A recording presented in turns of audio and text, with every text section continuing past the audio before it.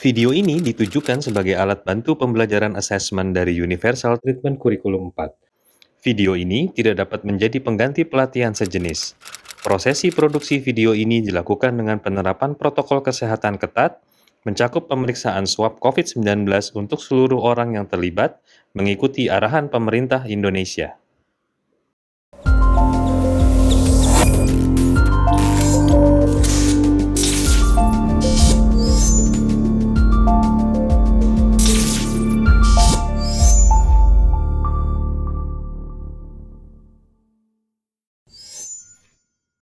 Agar materi di video ini dapat menjadi lebih bermanfaat buat Anda, pastikan Anda telah menonton keseluruhan video sebelumnya tentang menjadi konselor yang efektif dan komunikasi nonverbal, serta melakukan latihan-latihan di dalamnya. Sebelum memulai, saya akan mengajak Anda untuk melakukan latihan inventarisasi diri. Ini hanya sebagai sebuah refleksi untuk mengukur bagaimana tingkat keyakinan Anda terhadap kemampuan menguasai keterampilan konseling sebelum dan setelah menonton video ini. Dengan menggunakan 5 ukuran, yaitu 1 adalah sangat tidak yakin, 2 adalah tidak yakin, 3 untuk ragu-ragu, 4 merasa yakin, dan 5 sangat yakin. Pilih di angka berapa Anda merasa saat ini yang paling tepat untuk merepresentasikan keyakinan Anda dalam mempraktikkan keterampilan konseling. Jika sudah, mari kita saksikan video berikut ini.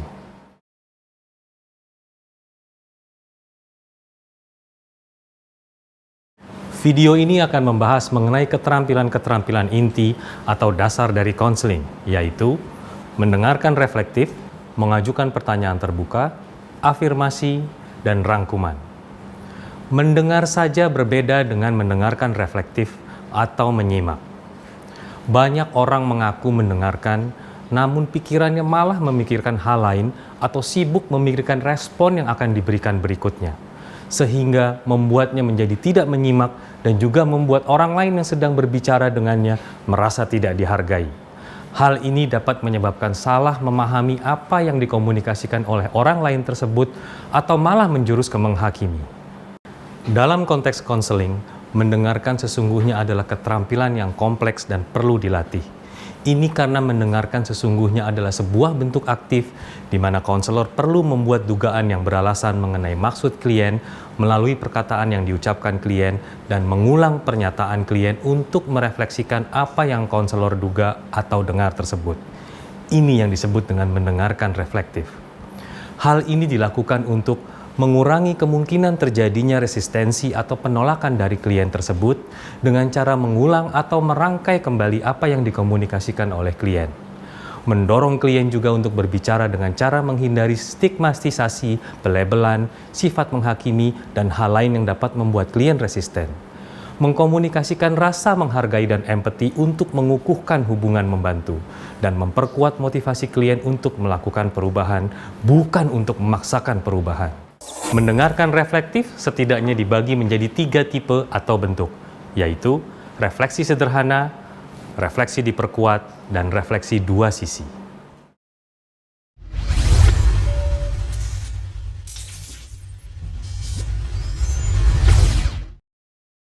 Saya tuh datang ke sini bukan untuk berhenti make. Lalu buat apa? Emangnya kamu gak sayang sama keluarga kamu? Tanya dong sama mereka ngapain saya ke sini. Lagi pula Mbak, rasa sayang saya dengan mereka nggak ada hubungannya dengan saya ke sini. Tapi mereka mau kamu kesini karena mereka sayang sama kamu. Mereka khawatir karena kamu masih pakai narkoba. Siapa kamu? Kayak ngerti aja hidup saya. Banyak orang cenderung membuat asumsi tentang orang lain bahkan ketika mereka sedang berbicara. Padahal asumsi itu belum tentu benar.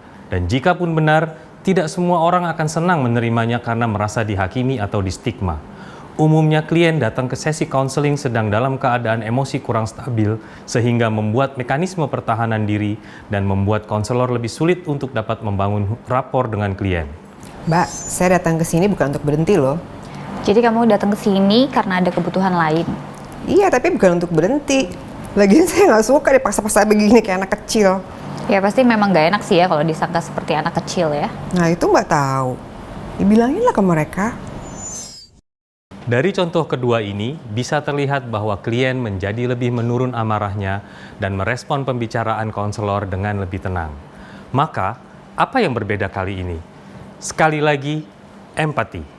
Konselor memperhatikan respon verbal dan nonverbal yang disampaikan klien dan makna yang mungkin terkandung di dalamnya, sehingga respon menggunakan refleksi sederhana yang diberikan membuat klien mulai tertarik untuk berbicara dengan konselor. Menyimak dengan fokus untuk dapat merefleksikan atau mengulangi lagi apa yang disampaikan klien dalam bentuk sederhana dan netral, namun tidak hanya sekedar mengulangi perkataan klien saja. Kalimat tidak harus sama, asalkan memiliki makna yang sesuai dengan apa yang dibicarakan oleh klien.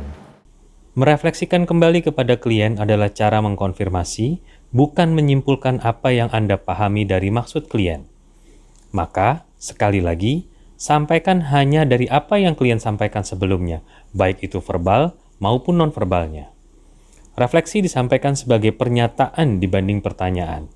Maka, dalam meresponnya, konselor perlu mengatur intonasi nadanya menurun di akhir kalimat, sehingga tidak ada kesan sebagai sebuah pertanyaan untuk klien, namun tetap dapat memancing klien untuk terus melanjutkan pembicaraannya. Dalam bentuk yang sedikit berbeda, refleksi juga dapat dilakukan untuk merespon perasaan klien yang mungkin tidak diucapkan, tapi dapat konselor identifikasi melalui intonasi suara maupun tanda non-verbal klien. Mbak, saya datang ke sini bukan untuk berhenti make loh. Saya lihat kamu agak sedikit kecewa dan sedikit marah karena permintaan orang tua kamu untuk datang ke sini. Ya jelas lah, saya dipaksa gini kayak anak kecil. Siapa yang nggak marah? Saya kan bisa ngatur hidup saya sendiri. Oke, jadi kamu akan lebih suka kalau kamu datang ke sini karena kemauan kamu sendiri. Ya iya dong, ya jelas beda. Kalau saya ada kemauan dengan datang ke sini, ya saya nggak akan marah-marah, pasti saya akan santai lah. Contoh barusan memberikan refleksi terhadap emosi atau perasaan yang diungkapkan oleh klien. Hal ini dapat membantu menenangkan klien sehingga konselor dapat lebih efektif untuk melanjutkan sesi konseling dengan klien. Berikutnya, mari kita saksikan contoh keterampilan lainnya, yaitu refleksi yang diperkuat. Mbak, saya datang ke sini bukan untuk berhenti make loh. Jadi kamu datang ke sini untuk kebutuhan lainnya. Saya nggak butuh ke sini, Mbak.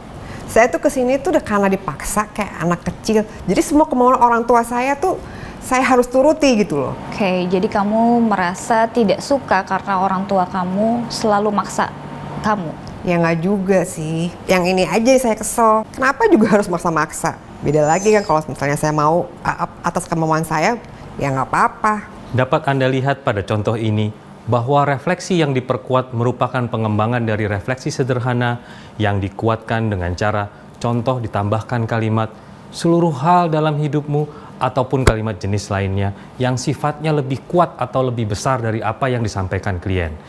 Ini dilakukan dengan tujuan mendorong klien memikirkan atau meralat ucapannya seperti apa yang klien sampaikan di respon berikutnya.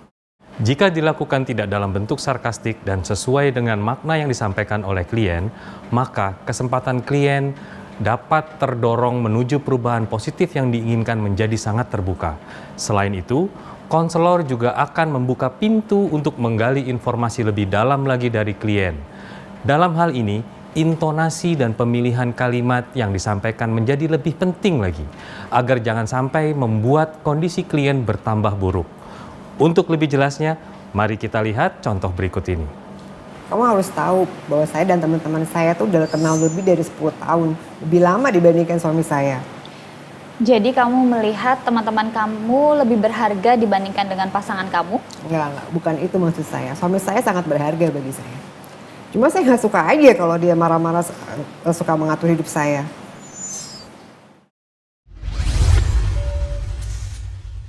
Refleksi dua sisi adalah cara yang baik untuk mengekspresikan ambivalensi yang konselor rasakan dari klien kepada klien tersebut dengan maksud agar dia dapat menyadarinya. Ini seperti ringkasan singkat yang Anda berikan dari kedua sisi ambivalensi klien tersebut. Format dasarnya seperti ini. Anda merasakan dua hal yang berbeda di sini.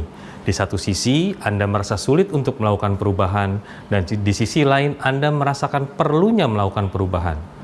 Untuk lebih jelasnya, mari kita saksikan contoh berikut ini. Mbak, saya datang ke sini bukan untuk berhenti loh. Jadi kamu datang ke sini karena ada kebutuhan lainnya. Ya biar keluarga saya tenang aja. Lagian saya capek diteror terus. Ya emang sih anak saya udah mulai gede. Saya juga tahu saya bakal jadi contoh yang tidak baik. Oke, jadi di satu sisi kamu belum mau berhenti pakai narkoba, dan di sisi lain kamu sadar bahwa perilaku kamu bukan contoh yang baik buat anak-anak. Saya bukannya mau berhenti, Mbak. Ya saya kan udah berusaha. Ya mereka sabarlah. Saya hanya minta mereka untuk sabar. Karena saya kan udah berusaha juga. Maka kita dapat lihat bahwa refleksi dua sisi dilakukan apabila terdapat ucapan klien yang saling bertolak belakang. Kalimat atau ucapan itu biasanya memiliki kesenjangan atau perbedaan makna, seperti pada contoh yang sebelum ini. Saya itu datang ke sini bukan untuk berhenti, dan saya tahu kok bahwa anak-anak saya sudah mulai beranjak dewasa, dan ini akan jadi contoh yang tidak baik. Tipsnya adalah, selain tentunya mendengarkan dengan seksama ucapan klien, adalah dengan mengakui penolakan klien dan tambahkan pernyataan reflektif tentang sisi lain dari ambivalensi klien. Gunakan materi atau kalimat yang sebelumnya disampaikan klien, yang mungkin itu disampaikan di sesi lain atau sebelumnya kepada Anda.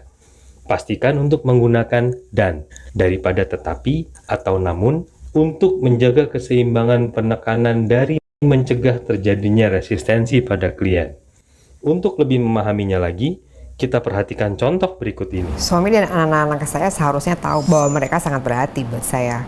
Tapi kalau mereka lagi nggak peduliin saya lagi, ya keterlaluan sih mereka.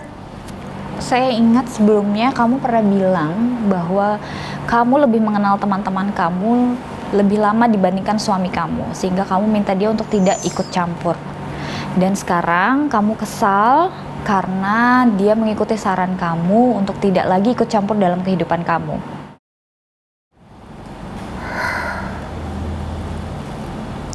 Emang sih, saya ada salah.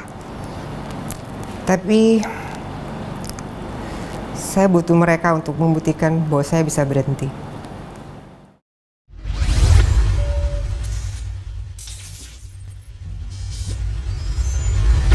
Setelah kita belajar mengenai keterampilan mendengarkan reflektif, berikutnya mari kita belajar keterampilan lainnya, yaitu mengajukan pertanyaan. Perlu diperhatikan bahwa mengajukan pertanyaan bukan pertanda telah mendengarkan dengan baik.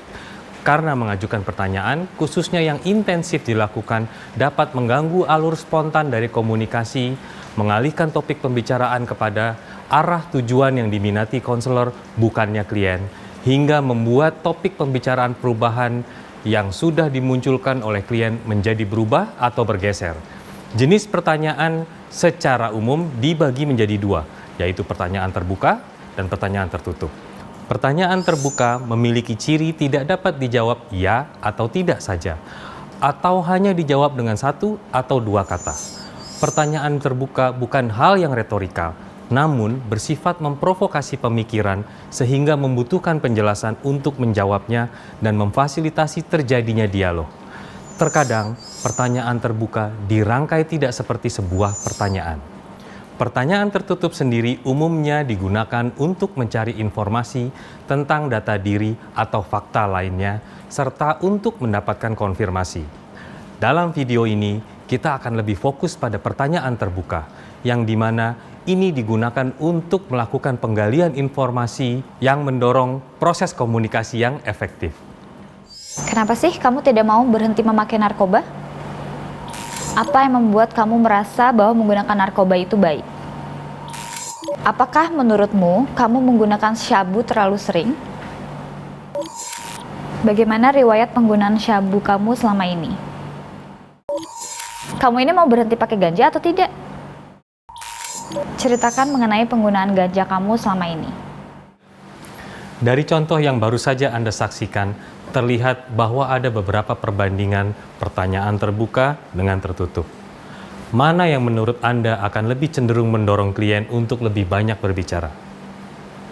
Mana yang dapat lebih membantu konselor untuk menghindari membuat praduga dan menjaga komunikasi terus berkembang efektif? Benar sekali, Pertanyaan terbuka yang merupakan contoh yang kedua dari setiap rangkaian pertanyaan yang ditampilkan barusan adalah yang mampu mendorong itu semua. Setelah Anda melihat contoh-contoh tersebut, kini giliran Anda yang mencoba untuk melatihnya. Langkah pertama adalah tuliskan sebanyak-banyaknya contoh pertanyaan yang selama ini sering Anda praktikkan dalam sesi konseling maupun percakapan lainnya. Lalu, identifikasi mana yang merupakan pertanyaan terbuka dan mana yang tertutup. Refleksikan ke diri Anda, bagaimana rasanya jika pertanyaan ini diajukan kepada Anda? Apakah Anda akan terpicu untuk menjelaskan dengan panjang atau malah sebaliknya? Apakah Anda merasa terintimidasi oleh pertanyaan itu atau Anda malah merasa nyaman dan ingin melanjutkan pembicaraan Anda? Jika Anda merasa terpicu untuk menjelaskan dengan panjang dan nyaman, maka benar, itu adalah pertanyaan terbuka. Jika tidak, Anda perlu menyesuaikannya sampai Anda merasa nyaman dan ingin menjawab dengan panjang. Lihat kembali penggunaan kalimat negatif seperti tidak menggunakan narkoba dan coba diganti dengan kalimat lain seperti berhenti menggunakan narkoba atau abstinensia. Contoh lainnya, coba ganti kalimat pecandu menjadi orang yang menggunakan narkoba atau orang yang mengalami gangguan penggunaan narkoba, dan kalimat-kalimat sejenis lainnya. Penggunaan kalimat yang lebih positif dan tidak memberikan stigma negatif akan membuat pertanyaan menjadi lebih netral dan nyaman diterima oleh klien.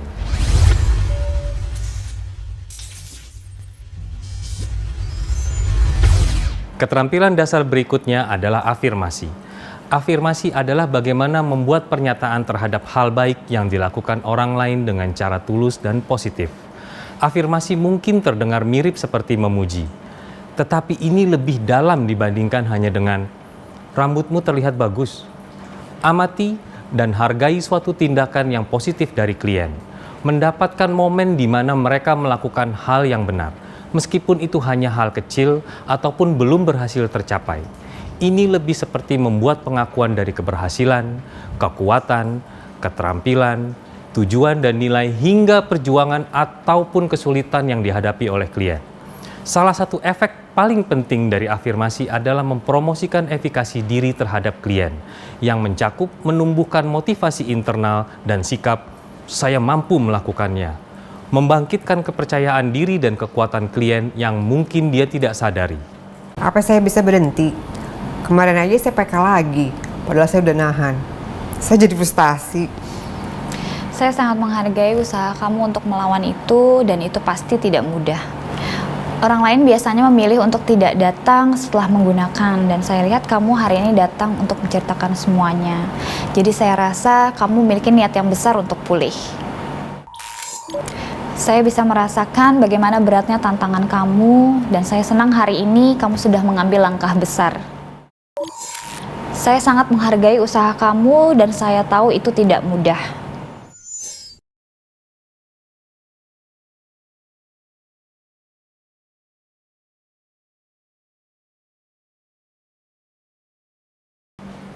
Hebat, karena Anda telah melatih lagi keterampilan Anda.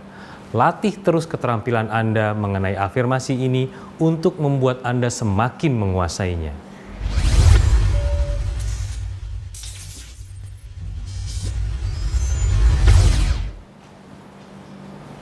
Sekarang kita telah sampai di keterampilan dasar yang terakhir, yaitu rangkuman.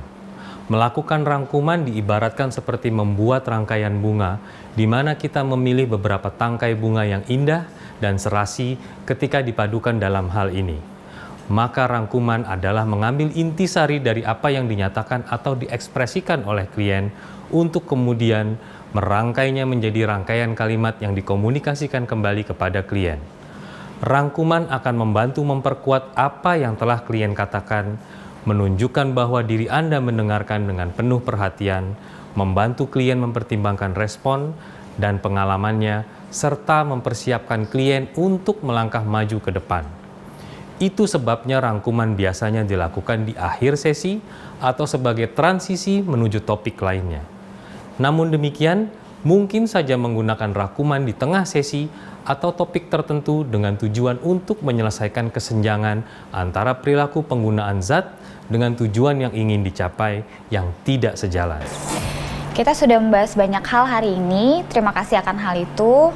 Kita telah mendiskusikan tentang bagaimana kamu bisa mengatakan tidak kepada saudaramu yang menawarkan kokain. Walaupun di awal kamu merasa frustasi, tapi akhirnya kamu merasa lebih baik setelah itu. Apakah saya memahaminya dengan benar? Kita juga berbicara tentang beberapa tantangan dengan pengaturan waktu kamu. Dan kamu telah sepakat untuk mencoba menuliskan jadwal kamu di minggu depan. Dan akan kita observasi nanti hasilnya di pertemuan selanjutnya. Apakah ada hal lain yang ingin ditambahkan dari apa yang sudah saya sampaikan? Di contoh ini, Anda dapat melihat bagaimana bentuk rangkuman yang dirangkai berdasarkan pernyataan klien sebelumnya. Di sana Anda juga melihat ada pertanyaan tertutup di akhir kalimatnya yang bertujuan untuk mendorong klien mengkoreksi rangkuman yang konselor buat. Ini menjadi penting untuk memvalidasi informasi yang konselor terima dan menguatkan hubungan membantu, khususnya di sesi-sesi konseling berikutnya. Sebagai latihan Anda nanti, cari atau susun kalimat yang agak panjang. Anda bisa mengambilnya dari percakapan dengan orang lain atau dari kalimat yang ada di buku atau dialog di film. Coba buat rangkuman dari kalimat tersebut. Anda dapat mulai menuliskan kalimat rangkuman Anda terlebih dahulu atau langsung mencoba mengucapkannya setelah Anda membaca atau mendengarkannya. Semakin banyak latihan membuat rangkuman yang Anda buat akan semakin membuat Anda terampil. Dalam melakukan keterampilan ini, selamat mencoba. Suami saya kerjanya curigaan terus sama saya kalau saya pergi sama teman-teman.